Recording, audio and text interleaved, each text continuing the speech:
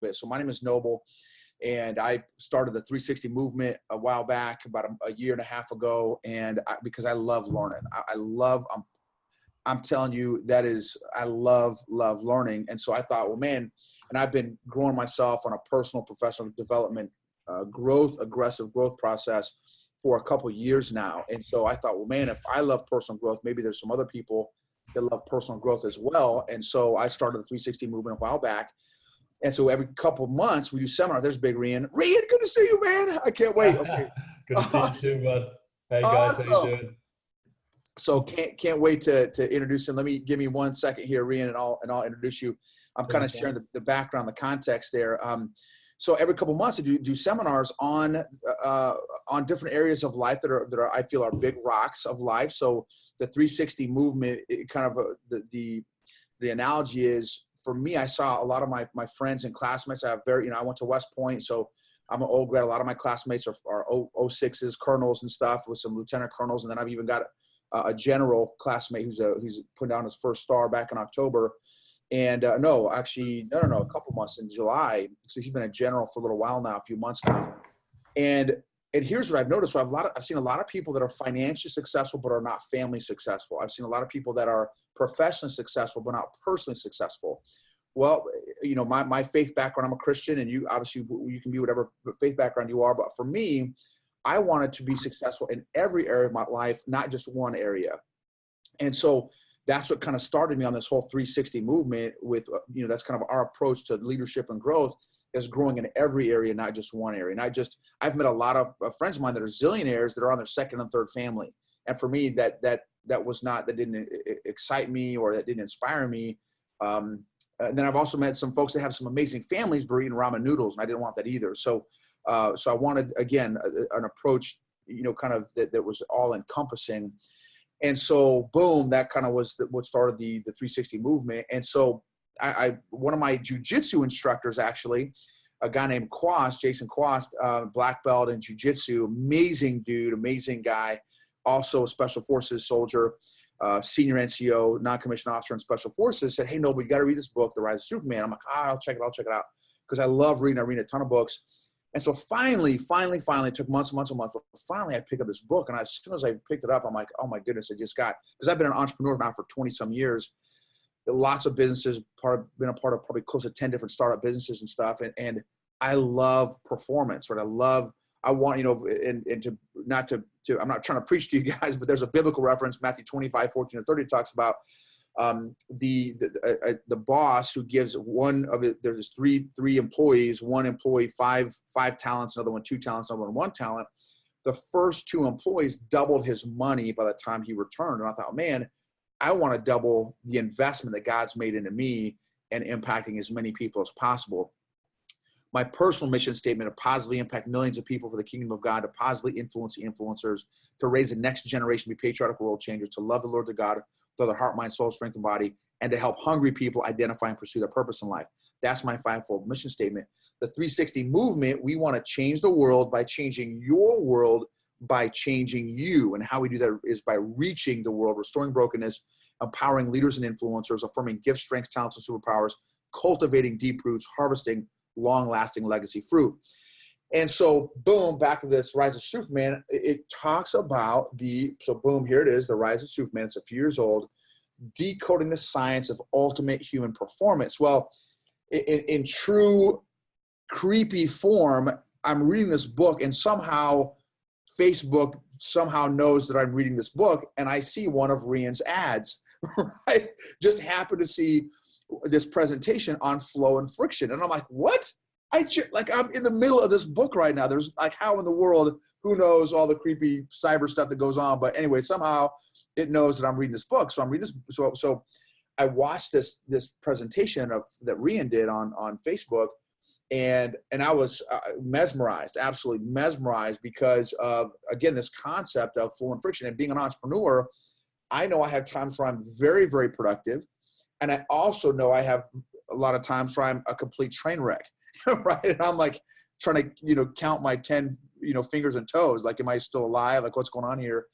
And I feel like a complete basket case. And so when this reading this the book and Rian's presentation on flow and friction, it completely made sense to me. There are times where, in fact, I just listened to a podcast by Stephen Kotler right now, who's the author of the book, Rise of Superman, on selflessness, effortlessness, and timelessness, that when you're in the zone, when you're in a flow state, those three things kind of take place, or kind of factors in that scenario. And let me just read something very briefly here before I introduce Rian to you guys. So check this out. This is from the book, Rise of Superman. And this guy is a mountaineer. He's a high-speed mountaineer guy. And he wrote a book called Bone Games. This is one of his quotes here. Being in a flow state that occurred while mountaineering is utterly transformational. The person I became was the best possible version of myself. So here's the deal. As business owners, as entrepreneurs, some of y'all are homeschoolers, some of y'all are military professionals, military NCOs, officers, maybe enlisted guys. How important is being the best version of yourself in those areas? It's critical, right?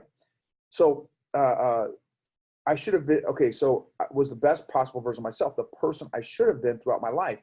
No regrets, no hesitation. There were no false moves left in me. I really believe I could have hit a mosquito in the eye with a pine needle at 30 paces. I couldn't miss because there was no such thing as a miss.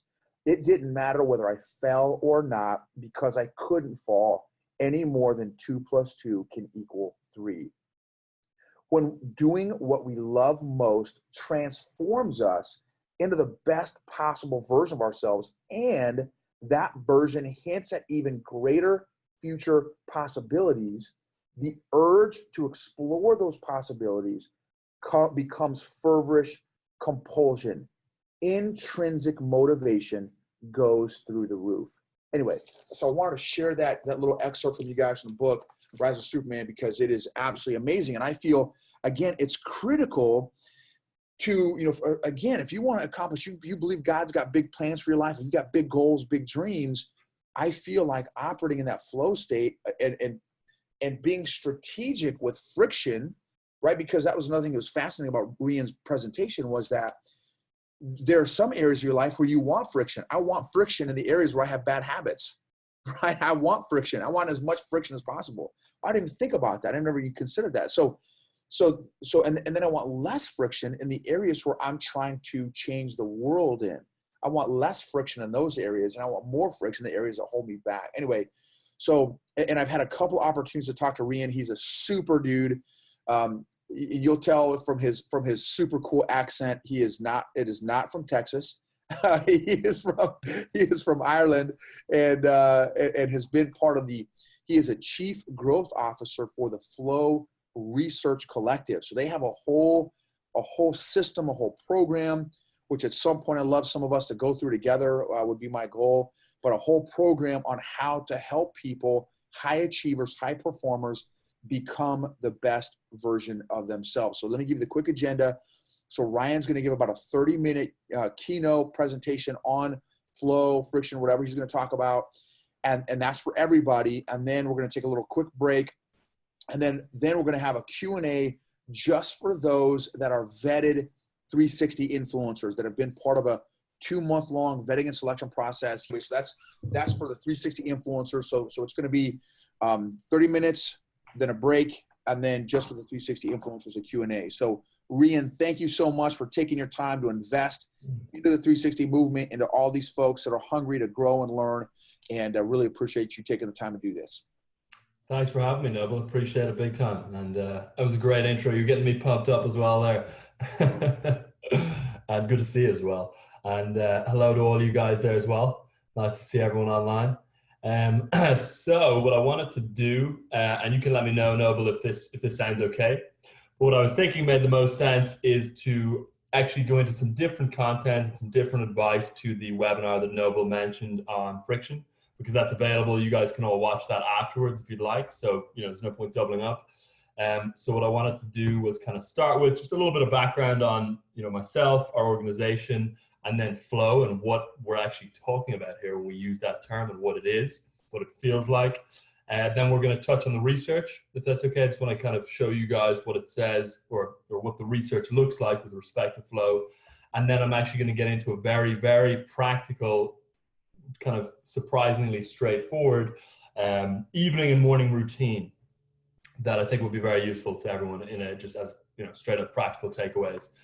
Nothing kind of totally magical, but, the sort of straightforward, simple things that are not easy to do that most people don't actually do that really do make a difference. So that's what I was thinking. Structure-wise, that sound okay to you, Noble?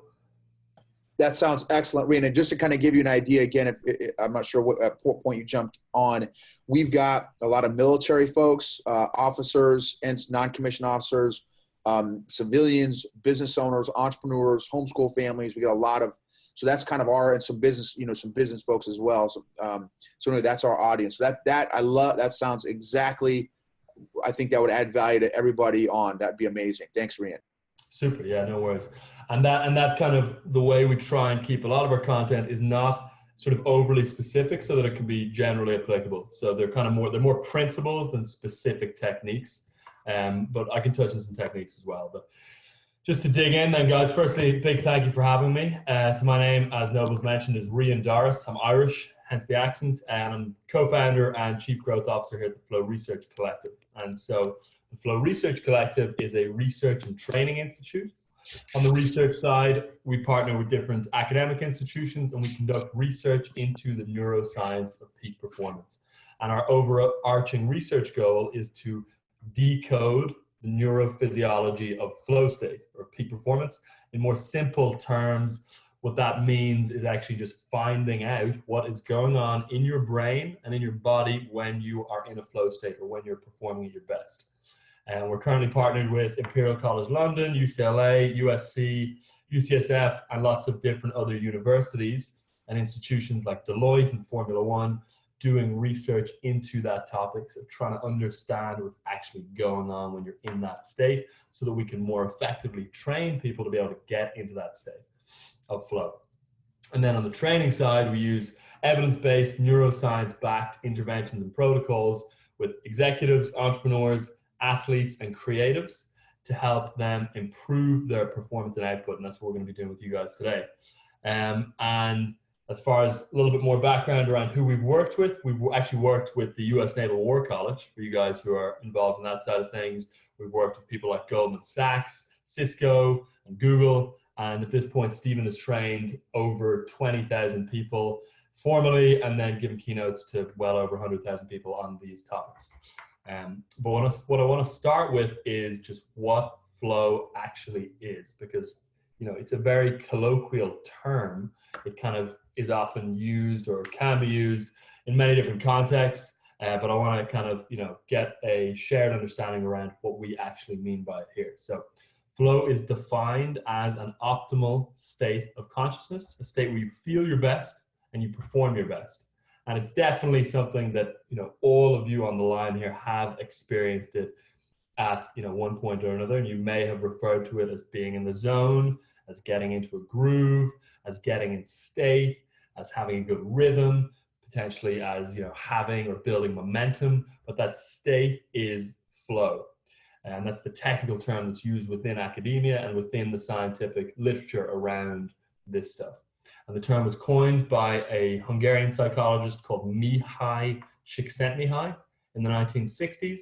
And the reason he called it flow is because when you are in a flow state, things literally feel flowy. And I'm just going to give you kind of a description of what the state feels like. And as I do this, I want you to kind of think back on your life and see if you can resonate with this, and if you can think of examples, potentially even within the last week or this morning, where we felt this state. So the term refers to those moments of rapt attention and total absorption where you get so focused on the task at hand that everything else disappears. Action and awareness merge, your sense of self vanishes. So that kind of, that inner critic, that voice in your mind, that monkey mind that's constantly nagging you, actually quietens down, and your sense of time distorts. So oftentimes with cognitive work that you're doing, so kind of focus work that's mentally challenging, time is going to speed up, and you'll kind of lift your head up from the computer and not know how long you've been sitting there, and then it turns out you're actually sitting there for 2.5 hours.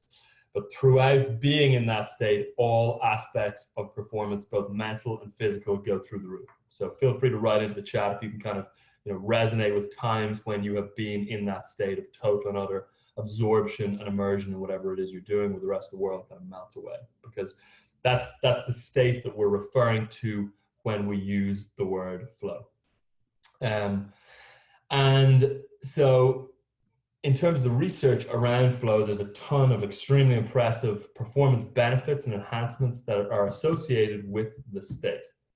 And the reason that we focus on flow as an organization is because it's the pinnacle of peak performance. And there's over half a century of research that we're going to just touch on now that kind of helps validate that claim. So just to give you a super quick breakdown of the research, just a few highlights. McKinsey, the management consultancy, which I'm sure a lot of you have heard of, found that executives in a flow state are 500% more productive than when not in a flow state. That means, technically you could go to work on Monday, spend Monday in a flow state, and get the same amount of work done as your steady state peers do in the entire rest of the week. Or go into work and spend Monday and Tuesday in a flow state and be, doubly effective as the competition. And I know that sounds hyperbolic and extreme, and we'll touch on why it's a little more challenging to actually pull that off in a second. But that is what the research says. And then research done by Teresa Amible at Harvard. She's a psychologist at Harvard. She found that creativity spikes for up to 3 days after a flow state. Research done by the University of Sydney found that problem solving increases by 430% during a flow state.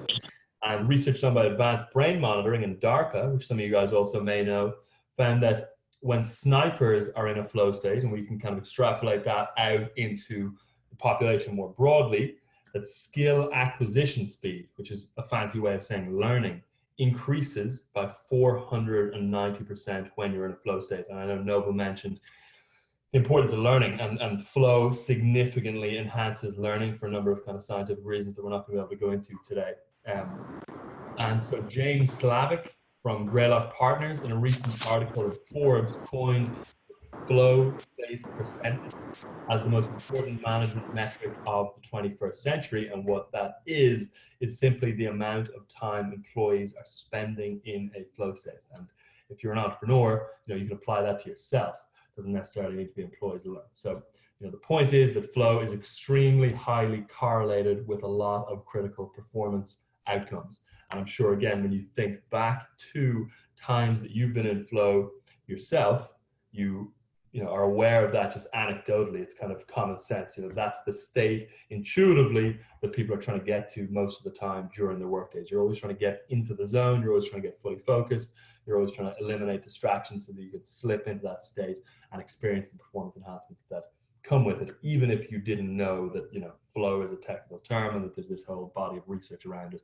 People are always trying to get there, whether they kind of know about it or not. And so one thing I just want to mention to sort of taper down that kind of excitement a little bit is that the challenge here is actually being able to get into that state consistently. Because for most people, flow is elusive, it's sporadic, it kind of randomly happens. You get into that zone, you don't really know how you got there. You get out of it again, you don't really know how to get back there. And being 500% more productive or being able to learn 400% faster is not actually gonna make a huge difference to real business outcomes if it only happens for 45 minutes a couple of times a week. So the real key is being able to get into that state with consistency and work towards spending the vast majority of your workday in that state of hyper focus and flow. And that's when you do see the needle really start to move. That's when you start to see real impact. And that's what we do at the Flow Research Collective, is we teach people how to train flow so they can get into that state with consistency. And so what I'm going to touch into now is just a super practical kind of evening and morning routine that is going to help with being able to recreate that state of flow with consistency, so that rather than just kind of randomly hoping, wishing, or praying that you're going to be able to focus and get into flow, you actually have some very simple, practical tools that are going to increase your likelihood of being able to get into that state. So I just want to do a quick check-in before jumping into that content. Does that all make sense and sound okay to everyone? Amazing. Amazing. Loving it. Absolutely. Super, super, super. Alrighty, so again, as I mentioned at the start, you know, a lot of the funny thing about all this is that a lot of the training that we do and a lot of the protocols and habits that you need to get into flow are deceptively simple. And this is where most people go wrong. They think because things are simple that things are not valuable and that things couldn't significantly move the needle. But the magic actually rests in doing the simple things consistently and not underestimating the power of simple things. And you know, just because it's that, like that kind of old trope, just because it's simple does not mean it's easy either. So what I'm going to go through here is what we call the power down ritual. So that's your evening routine, and then a flow hacking protocol, which is what you can do in the morning. And if you have, for any reason, the inability to be able to work in the morning, you can kind of customize this flow hacking protocol for a block of time later on in the day, potentially actually even evening time, and then you would still do the power down ritual afterwards. So if that's the case, just try and take this content on with the context of your own life, your own situation, etc. And as I mentioned, we try and keep these things more to principles so that you can play with them a little more yourself rather than, you know, being stuck if it doesn't fit exactly with your life. So just to do a quick overview on what we're going to go through. So first thing is the power down ritual. There's 3 steps to that. The first one is prioritization. Second one is going to be defining clear goals. And then the third one is going to be tuning the challenge skills balance. So that's the power down ritual. And then for the flow hacking protocol, first thing is going to be minimizing cognitive load. Second thing is going to be leveraging the flow cycle. And the third thing is going to be minimizing attention residue. So let's start now with the power down ritual. So you're going to want to do this at the end of your workday. And it may seem like this is a lot to do or a lot to add on, but you should be able to do this whole thing in less than 20 minutes. And the amount of value it will give you is, you know, so far beyond that time investment. So step 1 is just going to be prioritization. And this involves identifying what we call your MITs, or your most important tasks. These are the tasks that, you know, if you do, that day will make your day a win. So you want to get really good at identifying these tasks. These are the kind of tasks that you actually need to do to guarantee that you're making real progress towards your primary goals and objectives. So your most important tasks, the things that if you do, your day is going to be a win, and you'll have actually moved forward, not just kind of done busy work and sort of being busy all day, but not really progressed.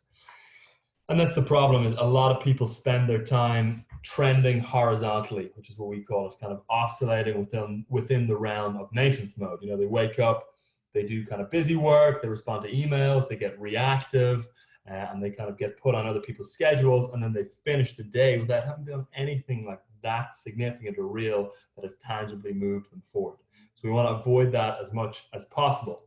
And so what you're going to do, super simple, at the end of each day is just review your big objectives. You may have 5-year goals, you may have a year goal, you may have quarterly goals, or a sequence of those. Ideally, you have all of them, and they're kind of, you know, feeding into one another. But you want to do the equivalent at the end of each day for the next day. So you want to sit down, you want to review your biggest goals, and you want to define exactly what the 1 to 3 things that you can do the next day are that are going to move the needle the most, or that are going to guarantee the most progress if you complete them. So these are the things that, you know, if you get these done and you go to bed and you've done nothing else, you feel content, you feel satisfied, you know you're actually moving forward. So we simply want to identify these things between 1 and 3, definitely no more than 3. And then you want to jot them down or track them in your calendar, or whatever kind of, you know, basic sort of task management tools you use. You can just literally write them down if that's the way you like to do it. So that's step 1, prioritization, and that's identifying your MIT. Step 2 is going to be defining clear goals. And so just to kind of go back into flow research for a second here, clear goals is what's called a flow trigger. And so flow states have certain triggers or preconditions that arise before the state itself. And these are things, these are drivers that propel us into flow. So you need these triggers or preconditions to be in place before you can actually get into a flow state. And anytime you do get into a flow state, whether you're aware of it or not, these triggers have been in place. And there are psychological triggers, environmental triggers, social triggers, even creative triggers, different categories of triggers. There's 21 in total. And we want to harness the power of these triggers, and we want to build our life and our work practices around these triggers, as they're the key to unlocking flow. And clear goals, which is step 2 in the Power Down ritual, is a flow trigger, and it's one that we're going to be leveraging. So what does clear goals mean with respect to your MITs? Because this ties back into step 1, which is prioritization. So we're going to take our MITs, which we've defined in step 1, and we're going to add clear goals to them. And so just to give a little more background, clear goals is a psychological trigger, and it's pretty straightforward. It's knowing exactly what you're doing and why you're doing it. When your goals are hyper clear, and we're not talking about year-long goals, we're talking about the goal within a specific task. So a goal within your MIT, and I'll show you what that actually looks like in a second. But when goals are clear, the mind doesn't wander to what it may need to do next or what has to be done in order to begin a task. It just knows. And that allows you to focus and allows you to funnel your focus into the present moment, and for action awareness to begin to merge and for you to begin to get into flow. So the next step here is to line up each of our MITs with clear goals. So this means getting ultra specific about what exactly needs to be done within each of the MITs, or the most important tasks. And then we want to gather up everything that's needed in advance of doing one of those tasks. So I just want to ask Noble, if you can give me an example of a task that a lot of you guys do frequently that may be an MIT, and I want to just give you an example of what this would actually look like. That's a great question. Let's say, I think for every business owner, entrepreneur, I would say, and even in the military, but networking, connecting with other people, I would say is a very critical task that we all need to get better at. Okay, perfect. Yeah. So let's say you're wrapping up work, and you know that one of your most important tasks for the following day is going to be to connect with 6 people. So that sounds specific. It sounds already like it may be a clear goal, but that's going to be one of your MITs. But that does not have actually the level of clarity that you need in order to be able to get into flow. So rather than just having the goal be connect with 6 people, the goal or the task should be far more specific than that. So it should be just, for example, and you ideally want to literally write out these steps as clear goals within that task of connect with 6 people. You want to write out, number 1 is open up CRM or customer relationship management system, or whatever the case may be. Number 2 might be, reach out to 24 contacts with, this piece of value that we're giving them. And number 3, maybe follow up with X other people, so that, that by having done those 3 more specific tasks, you're going to hit your bigger goal for the day of connecting with 6 people. So all we're trying to do there is we're trying to take our specific tasks for the day and make them hyper specific. And what that does is it eliminates procrastination in a very strange way. So, you think that you've got a clear goal to connect with 6 people, but then you start your work day and you're not 100% clear on what the first move actually is there. And by just going to a whole new level of clarity and making it, absolutely foolproof and kind of easy as hell, the kind of thing that you can just follow without any level of thought, even if you're exhausted, you're actually able to trigger flow much more effectively because no real thinking is needed. You have your main task, and you have the hyper specific tasks within the main task of like the next steps that need to be done in order to be able to execute that. And that is going to help you get into flow more quickly. It's also, just as a side effect, going to stop you from procrastinating, because what it does is it actually eliminates or reduces what's called activation energy. And activation energy is essentially the amount of effort that needs to be put forth in order to be able to accomplish something. And when you eliminate the cognitive effort that's required to be able to figure out how to accomplish a task by just writing down the micro steps, you reduce the activation energy, you make it much easier to begin immediately, and your brain knows, because you've literally thought about it in advance, exactly what needs to be done. So you can almost kind of switch off part of your brain, which is what we're trying to do to get into flow, and just mindlessly execute the tasks that you've set up the night before. So that's going to be clear goals after the MIT. So just to recap that really, really quickly, make sure we're tracking and clear here.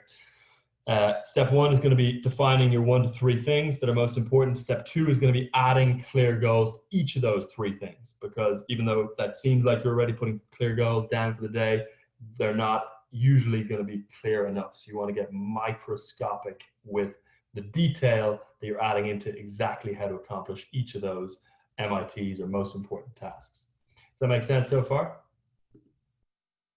Super. Amazing, Rian. We are loving this, man. This is kidding, bro. Good stuff. This is awesome. That's great. That's great. And it's shocking how much of a difference this makes. And if it's okay, I wanted to actually just give one more example, just so we're really clear on exactly what this would look like. That was incredible. What's that? Yeah, please do. Give another example. That's great. Super. So let's just say, so I do a lot of, and I don't know if you guys do this kind of thing, but I write a lot of marketing copy. And, you know, oftentimes my most important task for the day, so my MIT will be, you know, finish sales letter. So it's finish sales letter, and then to follow step 2 here and add clear goals to it, what I want to do is, you know, write down on paper or wherever it is that I do my kind of tracking at the end of my day. I want to write down that, you know, step 1 under finish sales letter is open up the document that I am going to write the sales letter in. Then maybe, let's just say, for example, in order to complete the sales letter, I need to download an image that someone has sent me in my email that I need to put in the sales letter. I want to do that the night before I begin the task. So that kind of micro task that I'm not fully clear on is actually done. And then I want to put the image in the sales letter and get it out of the email. So you just kind of like, it's almost like cleaning things up before you start the main task. And then let's just say that, you know, the third thing I have to do, the third kind of loose end before beginning this primary task of writing the sales letter is logging into some platform and gathering data around how much I'm going to say the product that I'm selling costs. I want to also do that before, in the evening, before the next day when I'm going to do the main task of writing the sales letter. Then, you know, I wake up in the morning and I have the document open where the sales letter needs to be written. The image is in there. The details from the platform that I had to log into are in there, and everything is 100% clear, 100% ready to execute upon. And there's no open, uncertain, loose ends, because that is what kills people with procrastination, the ability to get into flow, is having these big tasks that they're clear on, but then they're not clear on what they need to do within the tasks. So you want to try and eliminate all those loose ends, eliminate all that uncertainty, get microscopically clear about exactly how to execute any of those big tasks. So I think that's clear for everyone at this point now. So then step 3 in the Power Down ritual is going to be tuning the challenge skills balance. So at this point, you've got your most important tasks defined and mapped out with the clear goals. And now it's time to take advantage of another of Flow's triggers. And this one's called the challenge skills balance. And the challenge skills balance was also pioneered by Mihai Csikszentmihalyi, the Hungarian psychologist. And it's the idea that flow sits, so a flow state exists right in the sweet spot between boredom and anxiety. And again, if you think back to times in your own life, you'll be able to resonate with this. So if a task is too easy, you actually drop down into boredom and it's just mundane, it feels slow to do, it's painful. But if a task is too challenging, it actually triggers anxiety, it triggers procrastination, you get freaked out, you're not able to fully execute upon it. So in order to be able to get into a flow state most effectively, the challenge level of your task should be just slightly above your current skill set. If it's too far above your current skill set, meaning the task is too hard, you're going to be triggered into anxiety. And if it's too low below your current skill set, you're going to be triggered into boredom. And the thing is just going to feel like a pain in the ass and boring as hell to do. So you've got to have your work be just at the perfect level of difficulty, just more challenging than your current skill set. And so that might sound a little bit, you know, hard around how to actually, like, how do I make my work the perfect level of difficulty? There's just certain bits of work that I have to do. I can't choose all of it, but there are actually ways that you can tune the challenge skills level, the challenge skills balance. So you can artificially make your work easier or harder so that you're kind of hitting the sort of the sweet spot there between boredom and anxiety and being able to trigger flow. And so I just want to give you one super simple example of how to tune the challenge skills balance that you can apply to this evening routine, the Power Down ritual. So super, super simple. So let's say that you have a task that is super boring, mundane, and easy. What you're going to want to do for the following day, when you're scheduling your tasks into your calendar, is give yourself less time than you thought you would have needed to be able to accomplish the task. And that is artificially making the task more challenging because you're forcing yourself to do it in a contracted or shortened period of time. And that's going to make it more challenging and lift you up out of boredom and into ideally the sweet spot between flow or between boredom and anxiety. And the inverse is the exact same as well. So let's say that you've got an incredibly complex, difficult task and it's just overwhelming and you've been procrastinating it. What you want to do is the exact opposite. You want to block out far, far, far more time than you thought you would have needed for it on your calendar. So let's say, you kind of think roughly it's going to take me 2 hours, block out 6 hours and guilt-free 6 hours. And what it's going to do is it's actually going to decrease the challenge level of that task simply because you've got more time and resources to be able to allocate towards it.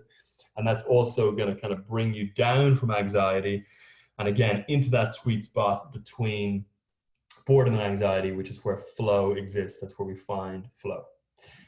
So it's a super, super simple way of tuning the challenge skills balance to get it to the optimal point so that you can get into flow. And that comes just after you've defined your most important tasks, you've added clear goals to those most important tasks. And then when you're scheduling, which you want to do anyway, you want to be scheduling these tasks onto your calendar the next day. You want to assess how difficult they are. And if they're easy, then give yourself less time than you would anticipate they require. And if they're super challenging, give yourself more time on your calendar than you would anticipate that they would require. And you're going to find a significant difference there in terms of being able to get into flow just because of the pace you're going to have to work at. So that's the Power Down ritual. So step one was prioritization, identifying your most important tasks or MITs. Step two was defining your clear goals within each of those MITs. And step three was tuning the challenge skills balance by making things have less time if they're easy and more time if they are difficult, which is going to get you into the sweet spot for flow. So I just want to check in, Noble, on how that's all kind of being received so far and how we are time-wise. Oh, where we are eating this up, Big Rian. This is awesome, bro. Loving this. Great. That's good to hear. Okay, sweet. Do I have time to keep going then into the Absolutely. Into the morning routine? Okay, super. Super. So that's going to be our Power Down ritual. That whole thing should take you no more than 20 minutes at the end of your day every day. And then what we're going to do next is we're going to go through a quick 3-part ritual or routine again for the morning. And this one is going to be your flow hacking protocol or your flow priming ritual, whatever you want to call it. So, what we've done in the evening is we've kind of set ourselves up to be in a sweet spot to be able to do this morning ritual, but it's during this morning ritual or morning routine that we're going to want to be actually getting into flow. So the evening routine is not, it doesn't matter necessarily if you're in flow or not while you're doing that. But here, this is where we're going to have our main flow state for the day, ideally over kind of a 2 to 3 hour period. And I'm just going to walk you guys through exactly how to make this happen. So as I said, this is going to be called our flow hacking protocol. Step one is going to be minimizing cognitive load. Step two is going to be leveraging the flow cycle. Step three is going to be minimizing attention residue. And so first one is minimizing cognitive load. So what the hell is cognitive load? So cognitive load is the amount of information that you are holding in your working memory at any given time. And cognitive load, essentially is the amount of effort that you're spending to keep things in your memory at any given time. So think of it like this, your brain has, to use a computer analogy, a fixed amount of RAM. And the higher the cognitive load, so the more things you're keeping in your memory your working memory at any given time, the more RAM is being taken up at any given moment, and the less power or focus that you have available to be able to direct towards whatever it is that you actually want to be focusing on. And again, just to make this super simple, you can relate this back to simple things in your own life. So if you're trying to remember, 30 things on a to-do list, you're just literally going to have less mental power or capacity or processing power, whatever way you want to describe it, to allocate to whatever it is that you're actually trying to do. So you always want to keep cognitive load, or the amount of things that you're holding in your working memory at any given time, as low as possible. And I'm going to go through a couple of super simple ways to do this. So the kind of golden rule to minimize cognitive load is twofold. First part is to cut out anything that's going to cause you to think about anything else besides the work that is in front of you. And number two is to add anything in that is going to help you to only think about the work in front of you. And so just to kind of make that contextual, I'm thinking about this in respect to your morning routine. So you're waking up in the morning, let's say you wake up at 8 o'clock, and let's say you're going to have your main kind of work block where you're going to accomplish the 3 most important tasks that we've defined the night before over, a 3 to 4 hour period between, let's say, 9 o'clock in the morning through to, midday or 1 o'clock kind of thing. So we're talking now about your morning before you're going to do your 3 most important tasks.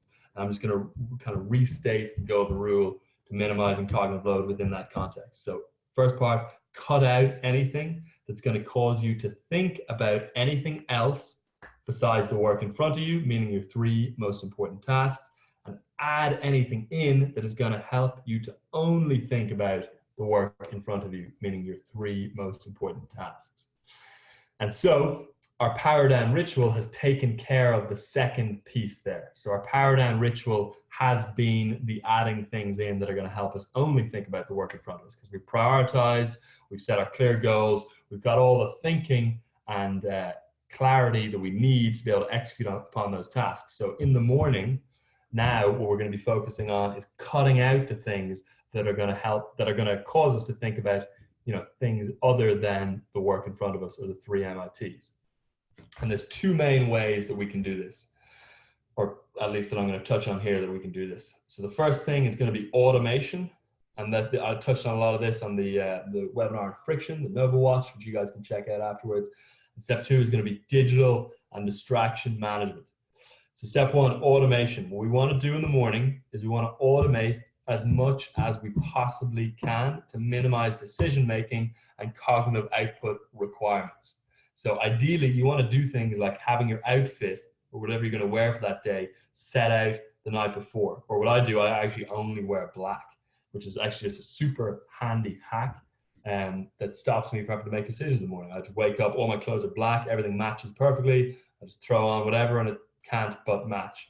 Super handy. But if you care about your style, a simpler thing is just to lay out your clothes the night before. Same thing applies to breakfast choice. Ideally, you want to have your breakfast choices made the night before. I don't eat breakfast in the morning either. I just drink coffee and take some supplements, which is very simple and handy. But if you do eat a big breakfast, you want to decide on what that is the night before, or ideally just eat the same breakfast every single day. But essentially what you want to do is every single step that you take from waking up in the morning through to sitting down to doing your 3 most important tasks that you've set out the night before should be automated. It should be predetermined so that there's no decision making required.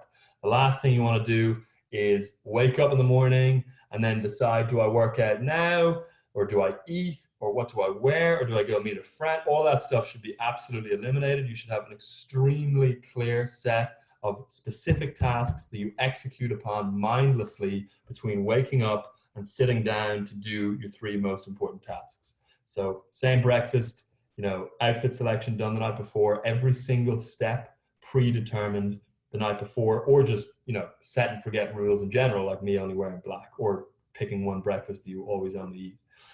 So that's number 1, automation for minimizing cognitive load.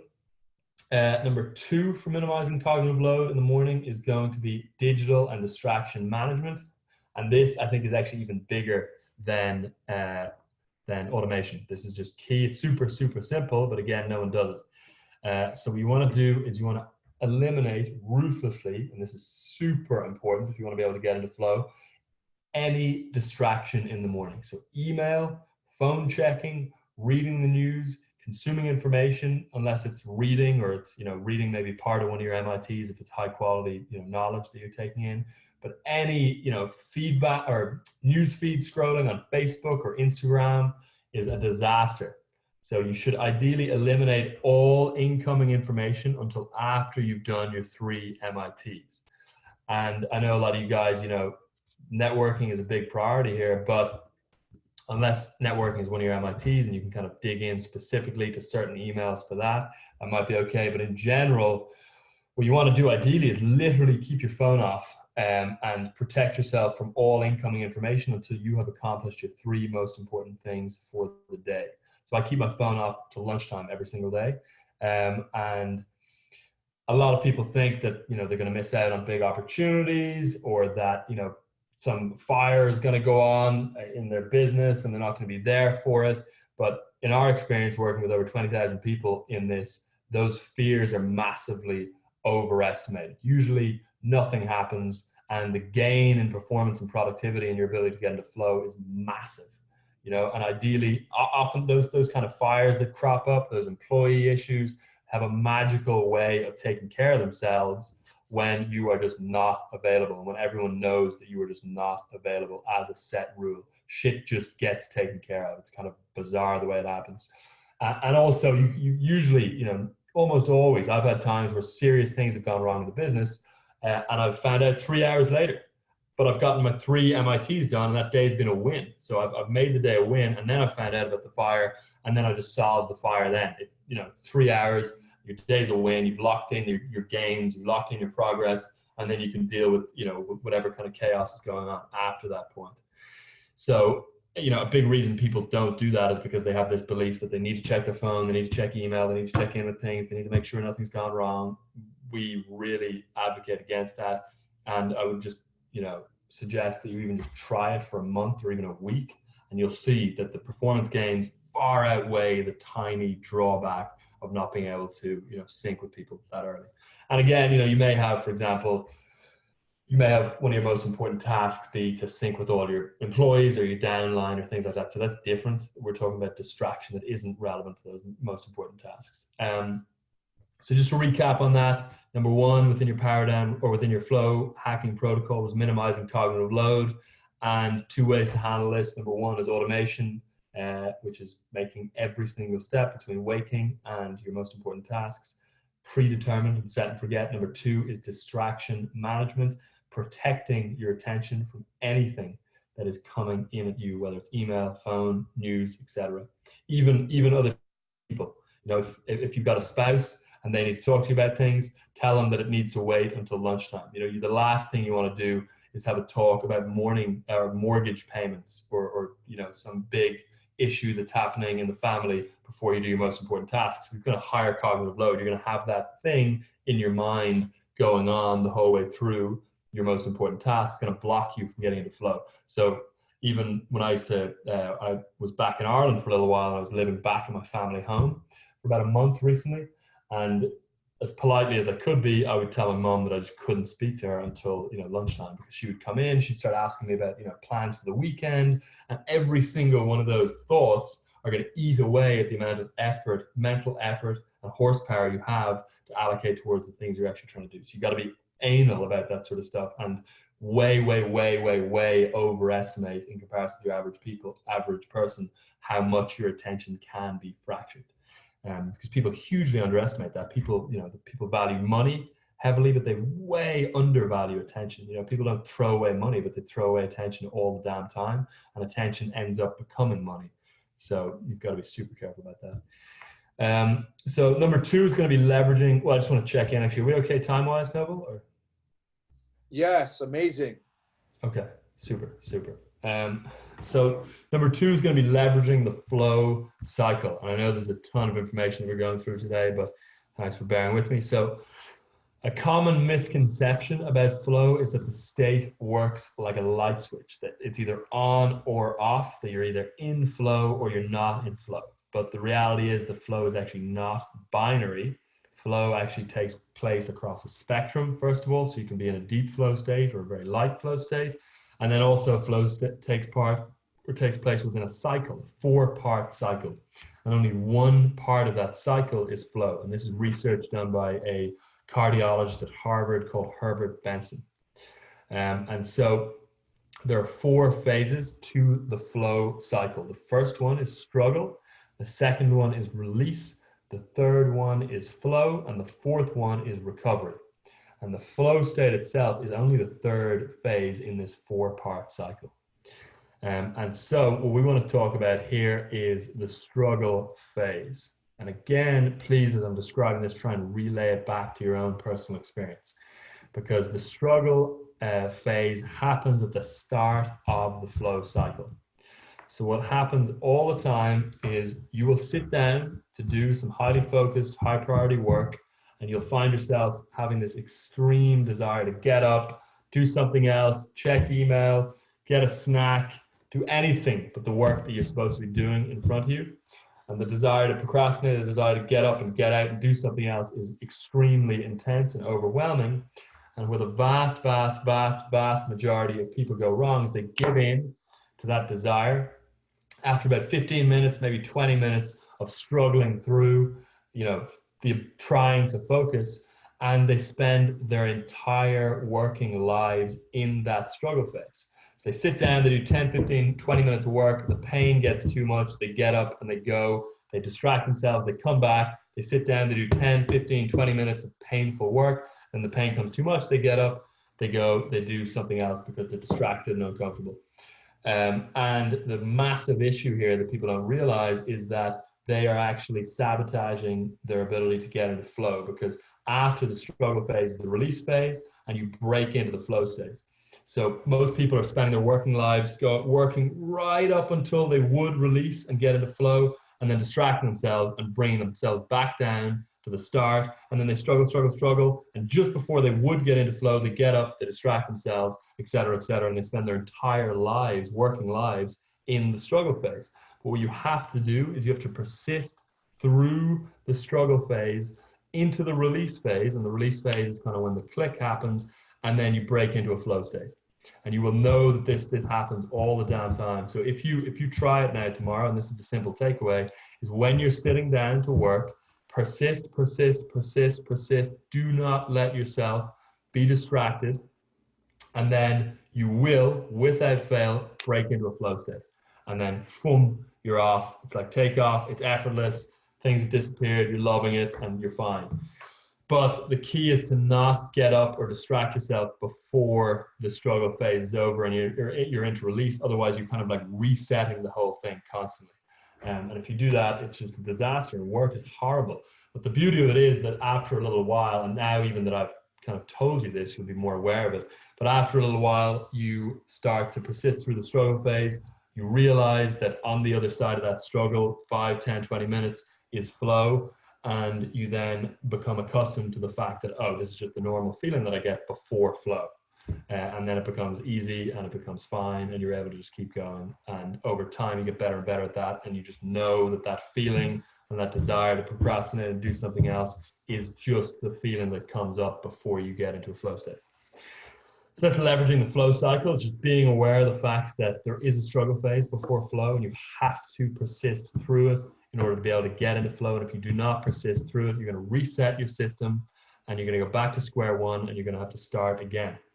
And you do not want to do that. So that's going to be step 2 in the power down ritual. And this applies, by the way, to doing your MITs. So you're doing your MITs, you've got your phone off, you're fully focused, you've got everything lined up on your computer, your clear goals, you're sitting down, you're focusing. It will start to feel uncomfortable. You'll start to want to just check Instagram once or talk to someone in your house or whatever. You have to just persist, and you will break through the flow. So that's step 2. Step 3, which we're going to touch on super quickly here, and then that's going to be a wrap, is going to be minimizing attention residue. And this relates sort of back to number 1, cognitive load, but it's slightly different. So attention residue is an idea that came from a professor at the University of Minnesota called Sophie Leroy. And she identified a problem in her research, which is that when you switch from some task, let's just say, MIT 1 or whatever your first most important task is, to MIT 2, which is whatever your second most important task is, your attention does not immediately follow. A residue or a percentage of your attention actually remains stuck thinking about the original task. So for example, let's say you're working on MIT 1 with 100% attention, and you just jump into MIT 2 for 10 minutes, and your thinking is, these are both my most important tasks for the day. That it's all high priority work. It's all super important. How much harm could that do? The reality is that when you jump back in to finish MIT 1, you are going to have less attention to be able to devote to it, because a certain amount of your attention is going to actually be consumed by MIT 2 or whatever other task you jumped into. So the point here is actually just that you need to complete tasks sequentially, one after another. You should not task switch, even if the task you're switching into is also a really high priority, super important task. You've got to go 1, 2, 3 after another, knocking each one out so that you have full attention on each one. You can drop it all mentally, then you start number 2. If you bounce between them, you're fracturing your attention, you're heightening your cognitive load, and you're decreasing your ability to get into flow and to fully focus. And then one super simple, important point here, because as I've said, the way I recommend doing this whole practice is as ideally, kind of like a 4-hour block or 3-hour block, from waking up in the morning all the way through to completing all 3 of your MITs, ideally. And then you can sort of start the more reactive, busy work stuff of the day of checking phone, responding to email, getting back to people, etc. But during that 3 to 4 hour block, you can take a break. You do not need to stay, fully focused the entire way through. There is a balance here. So you can take a break, but the key is that the break is not cognitively stimulating. So if you take a break, and that break is, more sort of stimulating cognitively than the task that you are doing. So for example, if your break involves scrolling an Instagram feed or watching a YouTube video or having a phone call, you're actually going to, again, push yourself back to the start of the struggle phase. You're going to increase cognitive load, and you're going to kind of shatter your whole flow state. So you need to take a break that is cognitively boring or unstimulating. And that break is just like a little mental reset. You can literally sit and stare at the wall for 10 minutes if you want to, and just close your eyes. You can just go for a walk, you can stretch, get a glass of water, you can meditate, but do not do anything that's stimulating, or again, you're going to heighten cognitive load, you're going to reset the struggle phase back to the start, and you're going to increase attention residue. So your break throughout this whole process has to be something that is super simple, and that is not stimulating at all. And that's going to allow you to maintain the flow state the whole time, and it's going to allow you to take 10 minutes to recover a little bit and then come back and get straight back into flow without having to reset things. So just to recap on that last piece then, your flow hacking protocol is going to be number 1, minimizing cognitive load. Number 2, leveraging the flow cycle and pushing through the struggle phase. Number 3, minimizing attention residue. So that is the paradigm ritual and the flow hacking protocol. Hope that's helpful to you guys. And yeah, that's kind of a wrap on that. Okay, so Big Rian, that was amazing, brother.